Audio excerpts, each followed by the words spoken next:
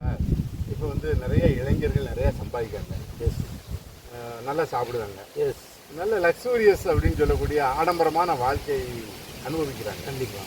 ஆனால் அவங்க நம்மளை மாதிரி 60 வயதை தாண்டிய பின்னாடியும் அதே ஆரோக்கியத்தை பேணணும் அப்படின்னா அவங்க உணவு, அவங்க சுற்றுச்சூழல் 2 விஷயமும் இப்போ உலகம் முழுக்க பேசப்படும். கண்டிப்பாக ஃபுட் அண்ட் நேச்சர் அப்படிங்கிறது. ஆமாம், இந்த உணவில் ஆர்கானிக்கு அப்படிங்கிறது இப்போ உலகில் பெரிய ஆட்கள் பூராமே ஆர்கானிக் ஃபுட் எடுக்க ஆரம்பிச்சிட்டாங்க. கண்டிப்பாக பாரம்பரிய ஃபுட் எடுக்க ஆரம்பிச்சிட்டாங்க.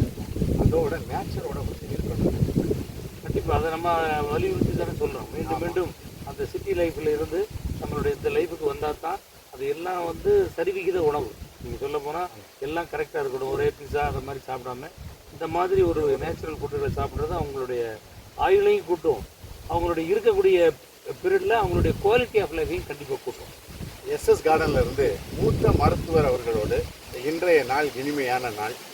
நாங்கள் இதையெல்லாம் பேச காரணம் என்னன்னு கேட்டிங்கன்னா, அடுத்த தலைமுறைக்கு நாங்கள் ஏதாவது சொல்லணும், அதை நல்லதை சொல்லணும், அவங்க ஆரோக்கியமாக வாழணும் அப்படிங்கிறது தான் இன்றைய நாள் டாக்டர் சாரோட ஒரு புன்னகை பூத்த முகத்தோடு இந்த பூத்து குலுங்கும் மலர்களோடு எங்களை சுற்றிலுமே எங்கள் தேனீக்கள் பார்த்திங்கன்னா ரீங்காரம் பண்ணிகிட்டு இருக்கு. இதில் தேன் எடுத்துக்கிட்டு இருக்கு.